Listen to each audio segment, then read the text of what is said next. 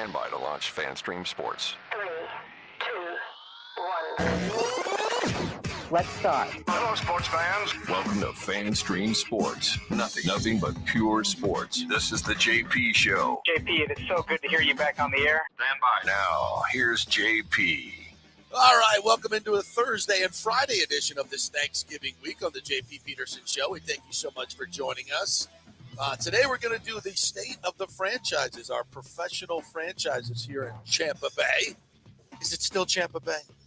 Maybe not, but we'll hold on to it as long as we can, right? And we're going to take a look at the Bucs, where they're at, where they're heading, and preview this week's game against the Cleveland Browns. We'll also take a look at the Lightning, who are coming off a disappointing 5-3 litmus test loss to the Boston Bruins, are clearly the gold standard in the Eastern Conference this year. So we'll take you through what the Lightning are doing this year and what lies ahead for them.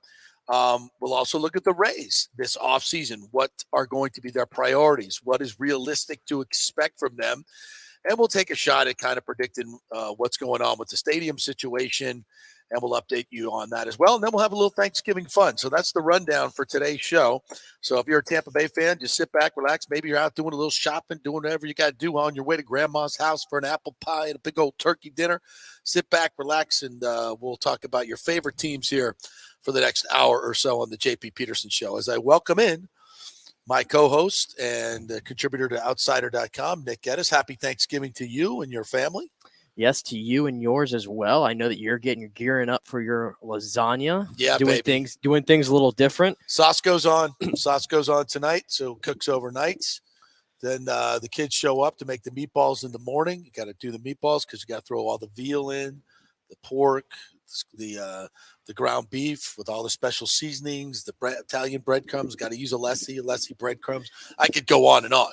But, we're an Italian family. Our tradition has always been lasagna and braciole and meatballs and antipasto, the good stuff.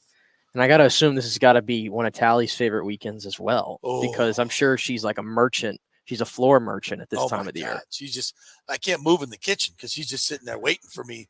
And because I'm loose. I'm loose in the kitchen. Oh, I know you're Not loose in the kitchen. There's a lot of stuff flying around. I mean, when I get done making the lasagna, it looks like a freaking hurricane has hit the kitchen.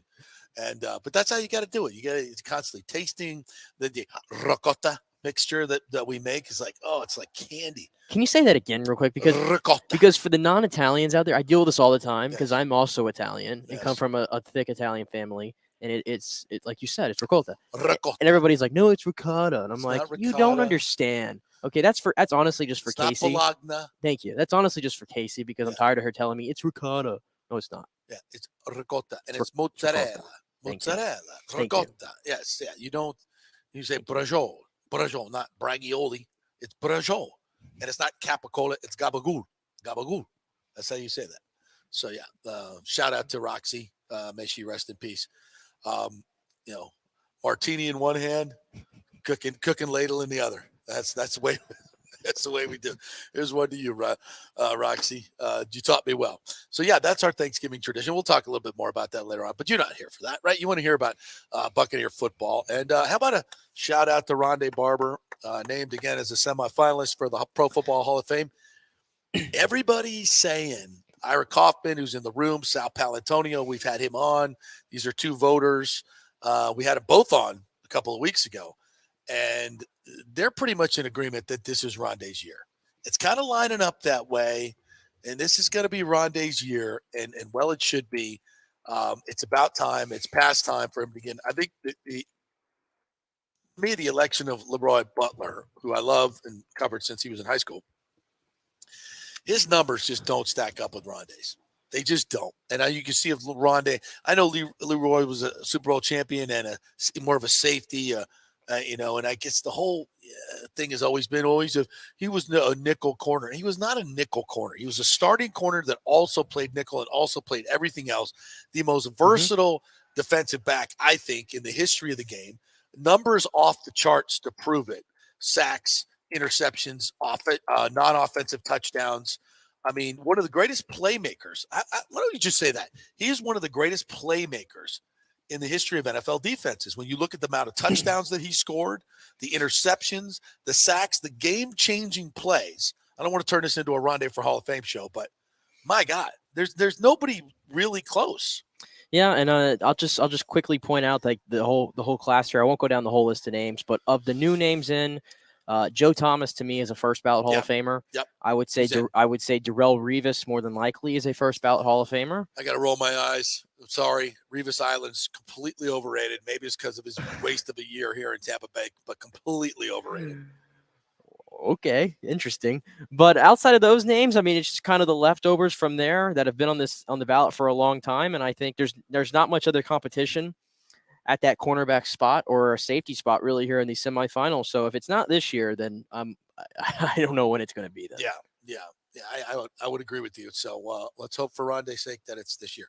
All right, so we want to do a little bit of a retrospective, but I think we'll start here by saying, here this team sits at 5-5, coming off a bye week, and for my money, this team has turned the corner. If I look at the evolution of this team, it's like Super Bowl contender to start the season. Tom Brady coming back, reload, et cetera, new coaching staff. We'll see how that goes. They go in and they start, on the first game, prime time, against the Dallas Cowboys, who now look to be one of the favorites in the NFC. And the Bucs they win 19-3, and it really wasn't that close a game. Offensively, the Dallas Cowboys never threatened. Dak looked out of place. He was rusty. We call whatever you want to call it. This Buccaneer defense was phenomenal, and they would not allow Ezekiel Elliott, Tony Pollard, Dak Prescott. Nobody. They weren't allowing anything. And offensively, they kind of went up and down the field a little bit, but a little portend of the future here. The red zone sucked, and the only touchdown they got was to Mike Evans in the whole game. They should have had more. First to go for the 5, Brady. Evans. Did he catch it? Yes, sir. Touchdown. Those were good times, weren't they not? Good times. Those were good Julio times. Jones was healthy. Look at that smile. Julio had a big catch that game. Yeah, he did. Down the yeah, he sideline? did. Big smile from Tom Brady. He was like, woo, here we go. Another Super Bowl run. We beat the Cowboys in their place. Bada bing, bada boom. Here we go. Defense looked great. Offense was good. Red zone sucked a little bit, but it's okay. We'll be all right. Suck up hitting field goals. Here we go. Yeah. even the following week wasn't too bad either. No, well, it was a good time. You had a fight, Mike Evans gets ejected. Remember that one? And Mike Edwards had the pick six that sealed the game. And it wasn't a great offensive performance. Red zone troubles again. But they get a win. They finally beat the Saints 20-10 in New Orleans. So you start 2-0 with those two games, and you're like, here we go. Well, everything else you're about to run down here is where it feels like this season has taken years off my life. Like what are we halfway through right now? Or a little bit, we're a little bit past the halfway mark of this season. And I feel like it's taken forever to get here. And I look at this picture right here. It's on my screen of Brady just smiling and having a good time. And what a different world we lived in legit 2 months ago. Yeah. And then came the fall as the Green Bay Packers come in here. And once again, it was not a good night for the Bucs red zone. They bring it down to a 2-point conversion late in the game, and the damn clock runs out. Tom Brady, the greatest quarterback to ever play the game, lets the clock run out. Yep, and then it becomes. And this was the game where the Byron Leftwich, I guess, discourse, if you will, began with this game. Was it not? As I recall, yes, yeah, because the first time you lost the game. I'm trying to remember exactly how this one went down. Yeah, suck up field goal, then Dobbs 5-yard touchdown from cross. Yeah, so then Green Bay runs up a couple of touchdowns in a row in the first and second quarter. You get the Russell Gage touchdown at the end, but you can't get the extra point because you're now at the 7-yard line instead of the 2. And I remember asking Tom Brady about that after the game. What happened? Were you trying to switch to a running play? And he didn't want to take any real blame for that, but you can't let the clock. A lot of the issues with the Bucs started in this game. I think it's safe to say. And the following week was probably the wake-up call for everybody, I think, too. Yeah, the Kansas City Chiefs. And I remember there was also the storyline because Evans was suspended that game, right? The Green Against Bay the game, Packers. yes. Yeah, that, with Evans, they win that game. And, boy, 6-4 would look a hell of a lot better than 5-5 right Yes, now. it would. Would it not? So then the Chiefs come in here to Raymond James Stadium, and they do whatever the hell they want to this defense. Akeem Hicks is now down. If I'm not mistaken, Logan Ryan was now down. And this defense changed. This defense changed dramatically. And this was the score. It was not as close as the score would indicate.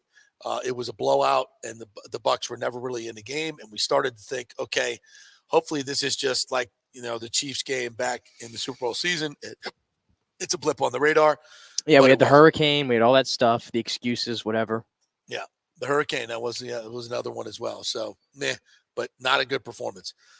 Then week 5, the Falcons, it's a 21-15 win over the Falcons. And this was the game where it was the most egregious roughing the passer call on Tom Brady. And in my mind, and that keeps the drive alive. And in my mind, if they don't have that penalty, Atlanta gets the ball back with about 4 minutes to go. Momentum. The Bucs had not stopped their running game all game long. And by that time in the game, they were even more gassed. And I think, the Falcons win that game. Yeah. If not for that egregious call. There's also a holding call on that drive that gave them a first down that was also pretty weak. And I remember a lot of people after that game were like, okay, we're back on course. This was a good performance. And I remember me and you, I remember this weekend because there was a lot of things going on that weekend, most notably the Rays getting ousted in the playoffs. Yeah. But we came on the show and we were like, we're not excited about this win at all. No. This is the same issues that we had in the 2 prior games that just kind of popped up again against Atlanta. But with that being said, you looked at the schedule ahead and you were like, okay, well, it wasn't pretty, but they're going to go and they're going to win the next 3 games. Yeah. Or not. Or not. Yeah, that was the game. I'm trying to look at the rushing numbers here. They gave up a lot of rushing numbers to the Falcons. And I know some of it was Mariota. Mariota only threw for 147 yards, but he ran for 61. Algier ran for 45. I remember they didn't have Cordell Patterson in that game. So, but they ran the ball well, and it just was not. It was one of those performances where I really think Atlanta would have won the game. It's the infamous Devin White. We got bored. Yeah, was what he said. Yes. So now you're getting into a part of the season where you're just like, okay, these are at least the next couple of games are wins. You're at Pittsburgh, who has depleted their entire secondary. You got Carolina the next week. They fired their coach. They've traded Christian McCaffrey. They're in their freaking tank. They traded Robbie Anderson. They got nothing left. And you go up to Pittsburgh and you lose 20-18 to that team and really don't even try to push the ball downfield against the terrible secondary. It was the most perplexing, and this is when the Byron Leftwich critics really started yelling and screaming like you. And it was horrible. That is a terrible loss to a team that was completely undermanned, and that's when we really started. And Brady was terrible. Logic. Brady was making bad reads. Probably should have had 3 interceptions in that game. Probably should have had 3 in the Carolina Panthers game. That 2-game run was just abysmal. That was abysmal. It was just a brutal time. I just said it. That was the no logic. Yeah. To the height of running on first down into the left behind Luke Gedeke. That was those 2 games summed it up the most. I'm still looking at that scoreline. I can't believe the Bucs lost 21-3 to the Panthers. 21-3. I can't explain that to me still. To PJ Walker and the Panthers. But even then, we come back on a short week, and this is the game where I thought the Bucs hit rock bottom, if you could find it. The Ravens? Was the Ravens game. The Ravens, I really did. 27-22 loss. Yeah, that was the weird game that the Ravens come out throwing the ball the entire first half and really had no success. And then in the second half, they just say, screw it. We're just going to do what we do best, and that's run the football. Yep. And they did whatever the hell they wanted to. And it was the worst game one of the worst games I've ever seen from a linebacker. It was Devin White. And for whatever reason, this has been a turning point in the season, if you will. Even though I thought it was rock bottom, it was what apparently they needed. The dreaded loaf game. The dreaded loaf game from Devin White. And, of course, that whole week leading up to it, he was asked a lot of questions about it. We had the Warren staff criticizing him. And I think that leads us right here to this soundbite, Yes. which is courtesy of you when you and the media were in the locker room. Let me set this up. So Devin had not talked to the media that Monday after the criticism. He had not talked to the media that Wednesday. I think this was the Thursday. And one of the PR representatives was over there begging him to come talk to the media. And then Kevin O'Donnell went over from Fox 13, went over with his camera, and Devin was about to do a one-on-one with him. And the PR person was like, nah, let's just bring you over to the crowd of media waiting for you in front of the backdrop, the assembled media. So he begrudgingly walked over there, and this is how it went down. So we can get a win this weekend. I mean, we most definitely need it. Kevin, you took a lot of criticism, including from Warren Sapp, for appearing to ease up or pull up on a play last week against Baltimore. What's your response to that? I don't got no response to that. I mean, people that know football know what was going on. You know, I was on the far side of the field, on our sideline, just with my coverage, and a play happened on their sideline. I took off running.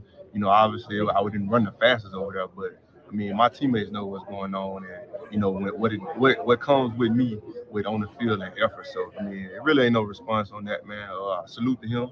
You know, he did a great job. He won a Super Bowl here, and it's freedom of speech. He can say what he want to say. So I mean, I respect him.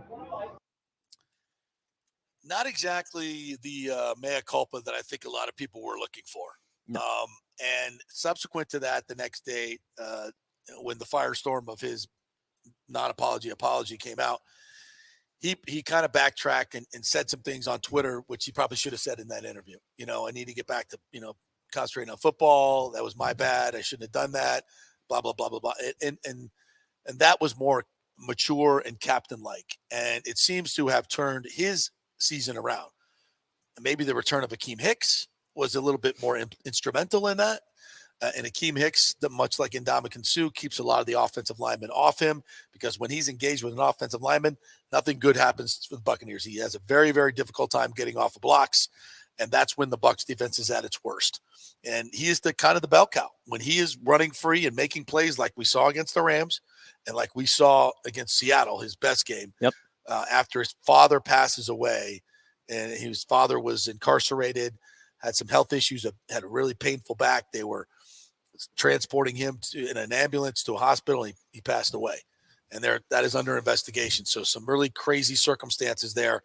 And he finds out just before he gets on the bus to go to Munich, and to get on a plane and go to Munich. I mean, and he goes out and plays the game of his life. I mean, that's it. So, you talk about a resurgence. This is the theme of this season is, you start well, you hit rock bottom, and now here's this resurgence. You get the win against the Rams, which was gifted to them by Cooper Kupp staying in bounds and not getting the first down, among other things. But they go down and score. You get that win, and then you come back and you play Seattle, your best game of the year, for my money. Yep. I think you that game, if not for 2 fourth down miracle plays by Geno Smith, is a three score wipeout in Munich, blitzkrieg. So they played their best football, and Devin was phenomenal in that game. So you see all the things coming together now. That's where I see it. We've talked about this. Devin is playing well. Akeem Hicks is back. You might get Lauren Ryan back. You might get Ryan Jensen back at center. Boy, would that be a shot in the arm to this offensive line. Julio Jones is making plays now. Russell Gage is back this week. What can he give you? The emergence of Cade Otton. Rashad White is now running back one. We hope. Stick with it. Please don't go back to Leonard Fournette. He's got a hit pointer this week. Probably not going to play. Nick Leverett at left guard was a huge swing. They have played so much better since he's been in there. So you got to believe that this is sustainable. This is a roster that is good. This is sustainable. It's not just a blip to me. You've turned the corner, and Brady's mindset. This has been another huge issue, and we'll talk a little bit more about that. So to me, they're ready to go. They should continue this against the Cleveland team that is not very good. Yep. Their defense is awful. Back half of your schedule here, I think it's the third easiest schedule remaining in the NFL, if I'm not mistaken. And if this was a line graph, you started up, and then you went like this, and now you went all the way down, and you've ticked back up, and here we are now. This is the last stretch. Which way are you going? Which way is that line graph going? And you can control it, because again, we just ran down it. This is still a very, very talented team. I think it's still a Super Bowl roster. Is it a Super Bowl team? We're going to agree. find out. But I think the roster is there if the mentality's there, and I think we saw a Which is not change in that. something other teams can say. No, they're not. No, they're not. I think that if you go back and look at the rest of the NFC, how many Super Bowl rosters are there in the NFC? Certainly not the Rams now. Nope. Not the Packers. Nope. I mean, you're looking at Dallas. I'd say yes. Philadelphia, yes. Minnesota, no. And San Francisco. San Francisco, still a question of quarterback. Oh, come on. Still a question of quarterback. No. Most talented team in the league, in my opinion. Probably the best roster except for the quarterback. It matters in the playoffs, bro. Yeah, It well, matters in the quarterback playoffs. is playoff proven. Thank you very much. Yeah, when they give him 8 passes. All the other to throw in a quarterbacks aren't championship playoff game. proven. When they give him 8 passes He's to throw in a championship playoff game. proven. Okay. When they can't run the football, let's see if he's playoff proven. Enough, But anyway, enough of your Hemi hate. Well, we'll be able to talk about that on December 11th. Yes, we will. When the Bucs go. So speaking to Tom Brady's mentality, and that's a microcosm in itself. His mentality, the whole, as we reported in training camp, that his marriage was coming apart, and that's what the 11-day absence was all about. Fast forward to him just not playing good football, and Kurt Warner doing a 24-minute video. Is Brady broken? The reads were awful, throwing into coverage. I mean, it was just very un-Brady-like. And then the divorce goes final. Then he plays better against the Rams. Looks like a different dude at the podium. Looks like a different dude in Seattle. Looks like an incredibly different guy against the Seahawks on the field. And so now, and then this revelation comes out on his podcast that we both said, whoa, wait a minute. What? Let's listen. There's only so deep of a hole that you can dig. And, if you dig yourself too deep a hole, you got no shot coming out of it. The best teams start playing well around Thanksgiving. That's because you've basically figured out what you are and what you need to do. And there's definitely some things we do well. There's a lot of things we don't do well. And I think too much of good, bad, good, bad, good, bad, good, bad leaves you average. And no one's trying to be average. If you want to be a great team, you got to be way better than average. So correcting our mistakes, improving our effort, which that's probably the most embarrassing part of our team is our effort level on game day. And that's something we better fix. Wow. That was the most frank and candid assessment of this team that we've heard all year from Tom Brady on his well-sponsored podcast. We have not heard that on the non-sponsored press conferences, by the way. But I think he's spot on. That's spot on. And it was interesting that post-divorce that he got his vibe back, I thought. And I thought it was important for him to be able to stand in front of his teammates and say that. And I'm sure he said to his teammates what he said on his podcast. And when you're playing like crap, like he was, and your mind's not in it, in my opinion, because it's other places, and why wouldn't it be when your family and your kids and your whole life is affected in terms of a divorce? I mean, I can't imagine you being able to play football under those circumstances. I've been through it. I can't imagine him being able to do that. Not even Tom Brady. But there's a discernible difference to his mindset. Now comes this FTX thing, which a lot of people are just blowing off. I'm not one of them. We're talking about it here. And again, I want to rehash it all, but just yesterday, state of Texas filing a notice of appearance for Tom Brady to answer for him representing what it turns out to be a Ponzi scheme. And other states are going to follow because these attorneys general see Tom Brady's name. They see a case that they can make. Of course, they're going to do the same thing.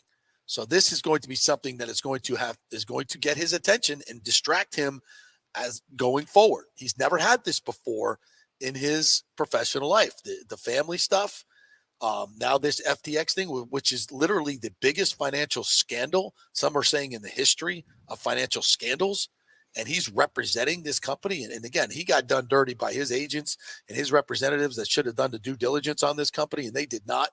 There are no moral or ethical problems for me in terms of Tom Brady representing this company. I didn't lose money, though. I didn't lose billions of dollars or hundreds of thousands of dollars, or to some people, $5,000. It's a lot of money. A lot of people did, and they invested in it because Tom Brady was out there pimping it. And he wasn't the only one. Steph Curry's going to get the same treatment. But to say that this is a nothing burger in terms of his mental focus, I think is completely wrong. But let's hope that he can compartmentalize it and stay engaged with what he needs to do, because him focusing on that is not going to help him at all from a football standpoint or a legal standpoint. That's just let your lawyers handle it. But it doesn't mean it doesn't affect you and can take your focus away. So we'll see how that plays out. It's an unexpected turn to what I thought was going to be an upward trajectory for Tom Brady. So let's just assume that he's going to be able to handle that. And now they go up against the Cleveland team this week, 1:00, 45 degrees and rainy in Cleveland against a team that is going nowhere fast. Deshaun Watson will not play this week. You get Jacoby Brissett again, and they can't stop the run. And Nick Chubb, they can run the football a little bit, but the Bucs run defense seems to be back to normal. So they're, what are they, 7-point favorites in this game? Yep. Yeah, 7-point favorites. It's a game you should win and continue the trajectory. Yeah, and I'm going to say it one more time. I think it's my lock of the week that the Bucs are going to go in there and take care of business, because I have seen a change in the mentality, I think, and the Akeem Hicks coming back has made the defense. I mean, the numbers are the numbers. 4 games with him and the other 6 games, whatever it is, without him. It's stark, the difference. And huge. I mean, they were the number 1 defense in the league the first 2 games of the season. Remember? Yep. They were not allowing anything at all through the air, through the run. It's helped out Devin White and Levante David tremendously. It's helped out Vita Vea tremendously, to where they have no Shaq Barrett. We forget about that. Yeah. Shaq Barrett is not here, and the Bucs have gone 2-0 without him. And we thought we were going to have no pass rush. Good pressure. And we've had great pressure and great pass rush. So, I mean, and again, that's good coaching as well from Todd Bowles. Give him credit there. So I think they are starting to turn a corner, and the schedule being so weak. Listen, I just want to be able to get to a point. At the end of the day, this is likely Brady's last season in Tampa Bay. We all know that. Let's just start enjoying it again. Yeah. It doesn't need to be negative. We don't have, I'd like to think that we're getting past some of these negative stories, and let's start winning games and getting a good vibe about it again. I agree. Updated power rankings this week for the Bucs. As you go through the list, NFL.com has them at 11, with the top 5 being Chiefs, Eagles, Cowboys, Bills, and 49ers. CBS Sports has them at 17. The Athletic has them at 10. Interesting. USA Today has them at 12. ESPN has them at 16, the middle of the pack. And power rankings are usually based on how they're playing at that time, correct? Right. Yes. Yep. Yeah. And this is as of this week. The Browns, by the way, 29th, 27th, 24th, 25th, 24th. So, again, yeah, game you should win. And we've already had the stinkers against Pittsburgh. We've had the stinker against Carolina. No, it's like Brady says, it's time. Yeah, it's time. We've gotten those. The Bucs always have one of those a year under Brady. They've had 2 this year. We can't have another one. Yeah, and they could lose this week, and you could say, okay, well, they still get a shot. They do. But if they lose this week, they're not a Super Bowl. If they lose this week, what do you even say? Yeah, you're just like, okay, what do you say? You're not mentally in it. You don't want it bad enough. You're not focused. You're a Super Bowl. You're still thinking about your Super Bowl 2 years later. Yeah, Bowles was right. Write them off. Yeah, maybe they'll go 9-8 and win the NFC, get a home playoff game, get your ass kicked, whatever. That's what. So otherwise, go win. Yep. Like you said, take care of business. Now it's a different trajectory. All right, we'll take a quick break, and when we come back, we're going to talk some Tampa Bay Lightning. What's going on with them? That franchise right now, is the window closing on them, like many pundits are saying. I don't believe it. We're brought to you by BAMMC.com, Bay Area Modern Medical Center, testosterone replacement therapy.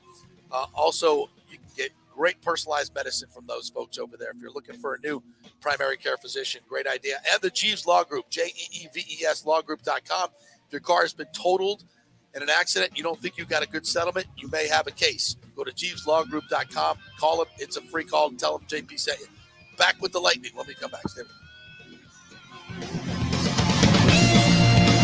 JP here for the Jeeves Law Group. I've known Scott Jeeves for quite some time, and he's just like us, a huge college football fan. He loves his Gators.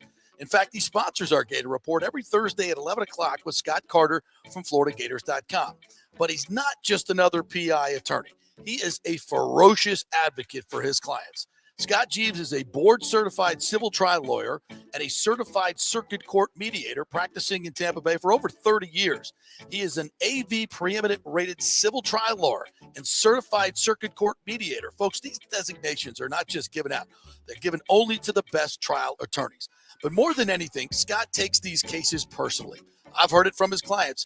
He's a fighter you want on your side. Insurance companies hate it when they see you're represented by Jeeves. He's just different. 727-894-2929 or go to JeevesLawGroup.com. That's JEEVES lawgroup.com and tell him JP sent you. Guys, let me tell you about Bay Area Modern Medical Center. Are you experiencing low sex drive, fatigue, hot flashes, moodiness, and you just don't feel like you have the vitality you once had? You're not just getting old, it's likely low testosterone. Studies over the last 20 years show a shocking decline in younger males aged 16 to 39. Older men have seen a sharp decline as well. Do something about it. Go see my friend Christopher Lugo at Bay Area Modern Medicine. Testosterone replacement is not a frivolous treatment. It takes a professional, targeted approach that focuses on total body wellness, vitality, and emotional stability. Not a one-size-fits-all approach like many clinics use. They will monitor your blood work and adjust your treatment as needed for optimal results. Call 844-977-3477 or go to BAMMC.com. Tell them JP sent you for priority scheduling. Coming back at you. Now, more with JP on FanStream Sports. It's only just begun. All right, welcome back to our Thanksgiving edition of the State of the Franchises here in Tampa Bay. We've done the Bucks. Now we're going to head to the Tampa Bay Lightning. Want to remind you, it's that time of year to renew or shop your health insurance provider. You can get great health insurance for $20, $30, $50 a month. Just call 844-310-9961 to help navigate the health insurance marketplace. 1 out of 3 people in Florida are uncovered because they think they can't afford it. Not true. I made the call a couple of years ago, and they helped me get Blue Cross Blue Shield coverage, Florida Blue, for just $20 a month. My premium's now gone up to $49 a month, but that's hundreds of dollars less than what I would normally pay. Same thing for you folks. Find out what your subsidy will be from the health insurance marketplace. Just call them 844-310-9961, and they will give you to ask you a few questions, and they'll be able to tell you what your subsidy will be and how much the insurance will cost you. Even if you have an employer-paid program, you might be able to get it cheaper on the health insurance marketplace. So just find out. It's a free call. You could save hundreds of dollars. 844-310-9961, and please tell them JP sent you. All right, so the Lightning come into this week, this Thanksgiving week, with a loss to the Boston Bruins, 5-3. On Tuesday night, a game where they went out and took the lead 1-0 and owned the first 9 minutes of this game, out shooting the Bruins 9-0 and getting a goal from Nick Paul. And then Boston answers with 4 straight goals, unanswered goals, to take a 4-1 lead, eventually 5-1 lead. And it was over.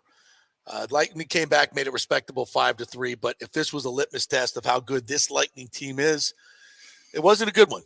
Even though they had the run of play in the first period, and assistant coach Rob Zettler even said that was probably our best period of the year. You come out with a 1-1 tie because Vasi lets in a cheapie on David Krejci's shot from about 60 feet away. Got a good look at it, went right through him.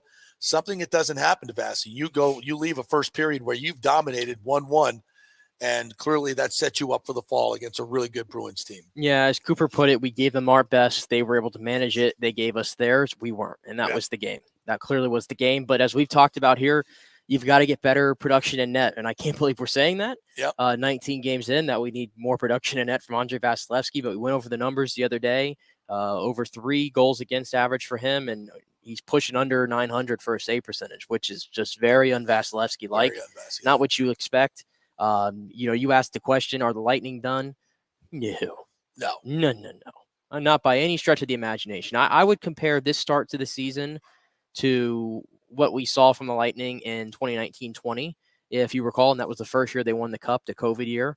And you looked at the Lightning in November and December, and they were scuffling a little bit. They Yep. weren't exactly high up in the standings, and it wasn't until that Sweden trip that they turned it around. I think this team is very similar to that one right now on its trajectory with some new pieces and some injuries as well.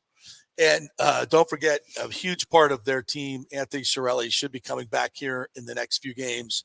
That's just going to add so much offensively and defensively. And for the first time since late in last year, you're going to have a healthy Braden Point and a healthy Cirelli to go along with Kucherov, who's having another fantastic year, 28 points in 19 games. Stamkos, who went on a little bit of a drought, but now has 10 goals again, 21 points in 19 games. Braden Point, who I feel like hasn't even started to play like Braden Point. Quietly a point per game player. Yeah, I mean, come on. That's pretty and look good. at Sergachev, who we've been trying to see if we're going to turn a corner there, and I think we have, at least offensively. I think Mikhail Sergachev has been I thought he would struggle a little bit with taking over the McDonough role in some ways, but now he's elevated to the number one power play and doing a pretty damn good job with that, and he'll get better. So I think that's one of the big question marks coming in that has been answered in a positive way.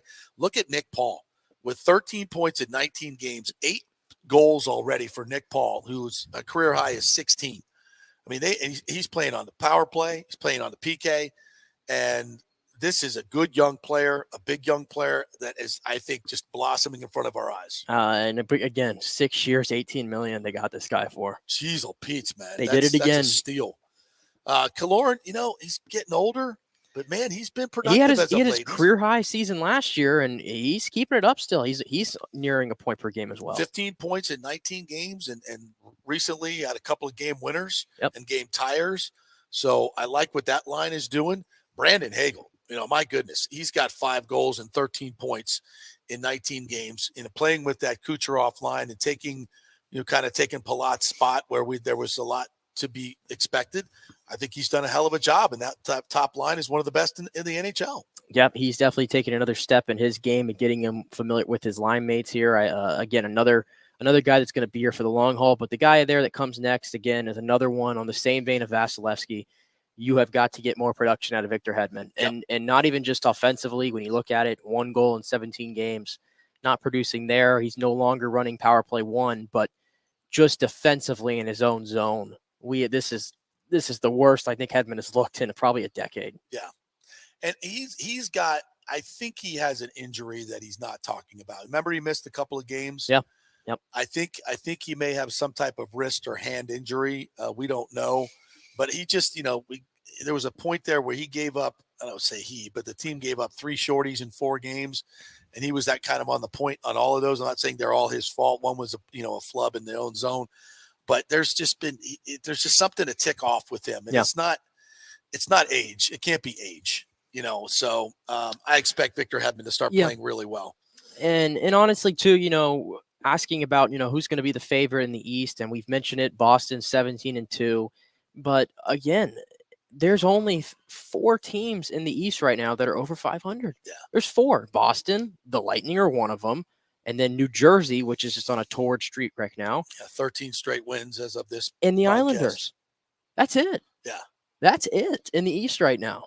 There's a lot of mid right there. Yeah, and I think the Lightning have played their C minus game. They're one of the 4 teams over 500, and they're going to get better when Cirelli comes back. I like the additions of Nemestikov and their defense right now without Koepke and Chernak, and Zach Bogosian is just now coming back. I see a lot more ahead of this team, and I think at the deadline they're going to make some moves as well. Likely become a better team. So. I've heard these national pundits said, "Oh, their core is getting old. The younger Devils are coming through. Here comes Boston is, and yeah, Boston looks a hell of a lot better, but that's an old group. Like I said the other day, really old group with Bergeron. Yeah, you don't want to be Marchand. You don't want to be peaking Pasta. right now. Yeah, you don't want to be peaking right now. In regards to New Jersey, this is a great streak, but please, come on. New Jersey is not. No. I'm going to just put it right there to you right now. New Jersey is not winning the Stanley Cup. No. So, I mean, I think when I look at the state of this franchise, I think the core is locked up for a long time. I think this is a blip. I think this is a team that's gone to 3 straight finals. I mean, they've played an extra year of hockey in the last 3 years. They've packed 4 seasons into 3 in terms of games played. So I think they're a little mentally overall fatigued. I think they're probably physically in some ways fatigued, and just they're probably a little bored that this is the regular season. They know what counts. They know what playoff hockey is all about. They know they have to win games to get into the playoffs. And that's usually how I operate with the Lightning at this point. Let's just get through the regular season and talk to me in April and May. Absolutely. All right, we're going to take a break. When we come back, we're going to talk some Rays baseball because they're in an off season of change. And how drastic will this be a change? Some people are talking about this as a major rebuild. And does that mean Tyler Glasnow is getting shipped out? So we'll talk about some of the rumors out there, players they might be getting. We are brought to you by the Health Insurance Marketplace. Give them a call right now to see what your subsidy might be, 844-310-9961. You can get great insurance for $50 a month. That's what I have. And by Bay Area Modern Medical Center, testosterone replacement therapy. Chris Lugo and his group over there will take great care of you. Check them out at BAMMC.com. Back in 2. Stay with us. Was your car totaled in an accident? Did your insurance company use Kelley Blue Book or NADA to appraise the value of your car? Chances are they didn't, and you got shorted maybe thousands of dollars. Call the Jeeves Law Group for a free case evaluation because your insurance company may still owe you money. 727-894-2929. It's a free call, so why not find out if you have a case? Insurance companies have been running this scam for a while, and most folks don't know if they've been shorted. Trust me. Scott Jeeves is a different kind of attorney, the kind insurance companies hate to go up against. He could recover thousands of dollars, so why not call? 727-894-2929 or go to JeevesLawGroup.com. That's JEEVES lawgroup.com and tell them JP sent you. JP here for Emerging Investigations, Tampa Bay's premier investigation agency. Do you suspect your spouse is cheating or involved in a divorce, that your spouse is hiding money, an ex-employee or current employee with suspicious behavior? Is there a criminal matter you need help with? If you need information you can count on, using the professionals at Emerging Investigations is a slam dunk. Emerging Investigations is a licensed and insured private investigation agency, family-owned. Emerging is your ideal resource to secure evidence and validation, allowing you to make informed decisions in life's biggest matters. Led by industry executive Brian D'Antonio, Emerging possesses the experience and resources to get needed results. Emerging Investigations maintains an excellent reputation as a premier investigation agency. They are known for results. You're not just hiring a PI, but an organized, dedicated team using state-of-the-art technology. Their proven investigative methods produce crucial information used in criminal cases, insurance fraud, and personal injury claims. Many local attorneys, industry agencies, and your concerned neighbors all count on Emerging Investigations. Just go to their website, emerginginv.com, or call 813-291-FACT. That's 813-291-FACT-3228. Get results you can trust in life's biggest matters. Emerging Investigations. Let's go. Right now, back to the show with JP on FanStream Sports. All right, welcome back to our Thanksgiving edition of the State of Our Franchises here in Tampa Bay. We've done the Bucks and the Lightning, and now it's time for the Rays, coming off another playoff appearance, their fourth straight, which is just incredible given the amount of money that their owner doesn't spend, but could spend. And they've been one of the great stories of baseball, but it's getting a little old, I think, for Rays fans to not be in the market for big-time free agents, to kind of always be looking for the Freddie Freemans, and all you get is the David Peraltas. No offense to him. And I think they want some big moves in this offseason, but I doubt very seriously if you're going to get them, because the payroll right now is probably around $50 million. And while you could easily add another $50 million, and the Rays have the money to do it, more than enough money to do it. They have $500 million in that Stu Sternberg put into his other company that came from the Rays. So according to the lawsuit, they've got the money to do so, and they have chosen not to spend it for the most part. So what are they going to do now? And this is going to be a vastly different roster, because a lot of the familiar names are gone, folks. Mike Zunino, gone. David Peralta, Corey Kluber become free agents. G-Man Choi, traded. Nick Anderson, Kevin Kiermaier, gone. JT Chargois, gone. Ryan Yarborough, gone. Javi Guerra, gone.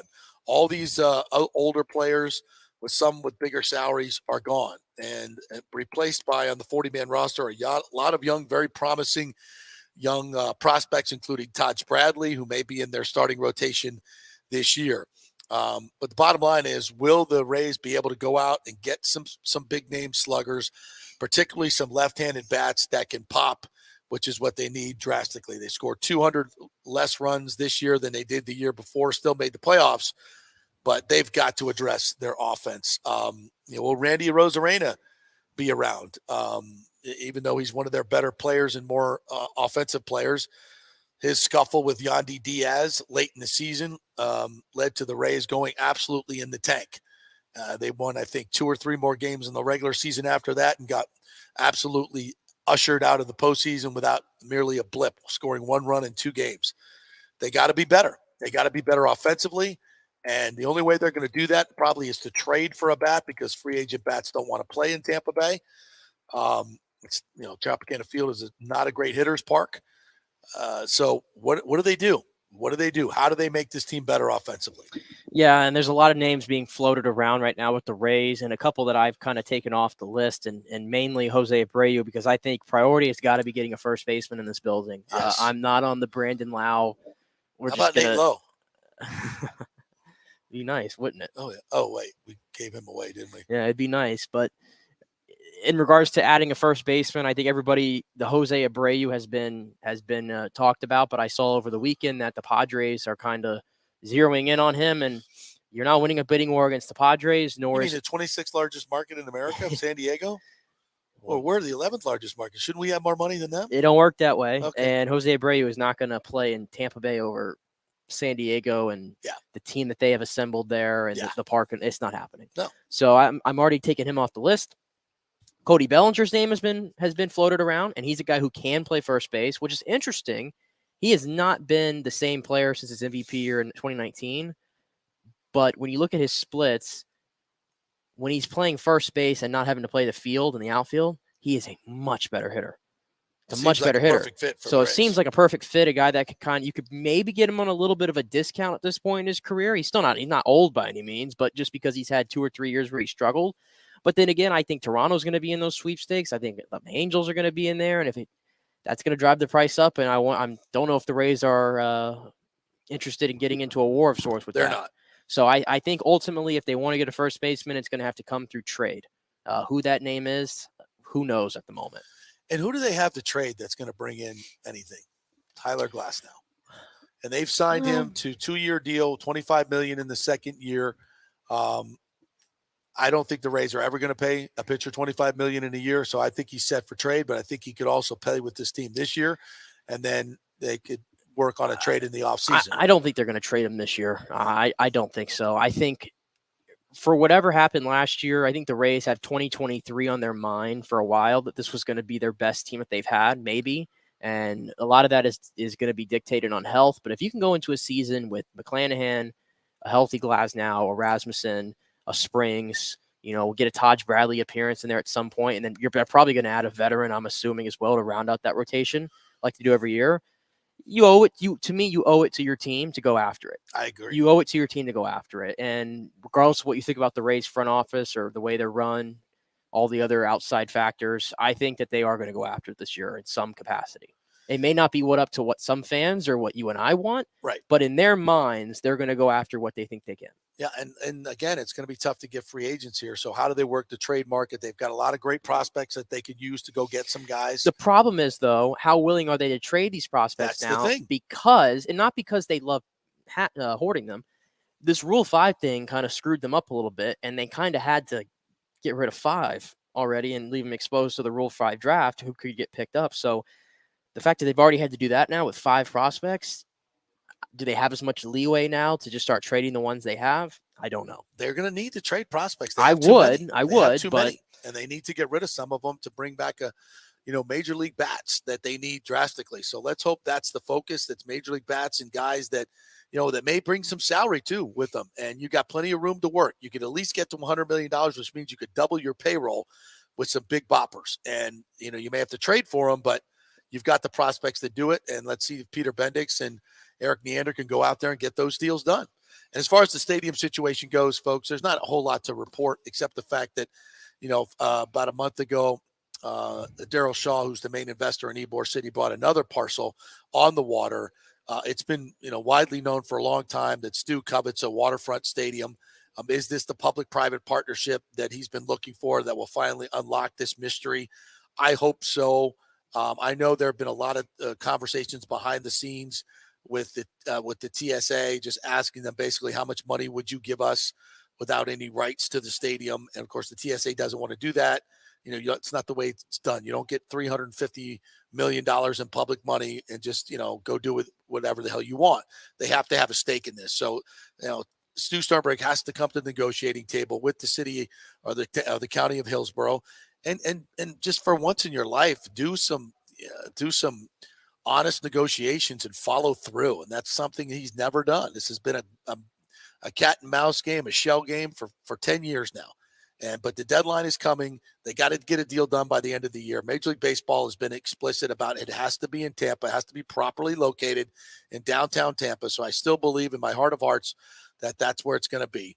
That's what the money dictates. Even though they have more money in St. Pete, MLB does not want that stadium over there. It's just good money after bad. It's a failed location.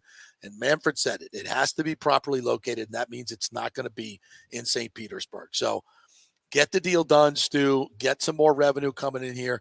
Do what Atlanta did and copy the template, and let's get her done.